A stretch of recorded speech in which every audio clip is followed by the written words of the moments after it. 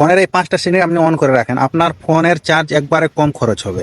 চলুন তাহলে আমি দেখিয়ে দিচ্ছি কিভাবে আপনি আপনার ফোনের এই সেটিংগুলো করবেন। তার জন্য আপনাকে আপনার ফোনের সেটিংয়ে চলে আসতে হবে। এখান থেকে আপনি লোকেশনে ক্লিক করবেন। লোকেশনে ক্লিক করার পর আপনি দেখতে পাচ্ছেন এখানে ইমপ্রুভ অ্যাকুরেসি আছে, এটাতে ক্লিক করবেন। তারপর আপনি wifi screening and bluetooth screening দুটোটা অফ করে দিবেন। নাম্বার 2 নম্বরে আবার আপনি সেটিংয়ে আসবেন। সেটিং থেকে আপনি গুগলে ক্লিক করবেন। গুগলে ক্লিক করার পর আপনি এখানে 3 ডট দেখতে পাচ্ছেন, এই 3 ডটে ক্লিক করবেন। 3 ডটে ক্লিক করার পর এখানে দেখতে পাচ্ছেন ইউসেজ এন্ড ডায়াগনস্টিক আছে, এটাতে ক্লিক করবেন। এখান থেকে আপনি এটা যদি আপনার অন থাকে তাহলে এটা অফ করে দিবেন। দেখতে পাচ্ছেন এটা আমার অফ ছিল, আমি অন করেছি, এখন আবার আমি অফ করে দিচ্ছি। 3 নম্বরে আপনি আপনার সেটিং এর ব্যাটারিতে ক্লিক করবেন। এই যে দেখতে পাচ্ছেন ব্যাটারি, এখান থেকে আপনি আবার এই ব্যাটারিতে ক্লিক করবেন। এখান থেকে আপনি এই ব্যাটারিতে ক্লিক করবেন। এখানে ক্লিক করার পর আপনি দেখতে পাচ্ছেন এখানে পাওয়ার সেভিং নামের একটা অপশন আছে, এই পাওয়ার সেভিংটা আপনি অন করবেন।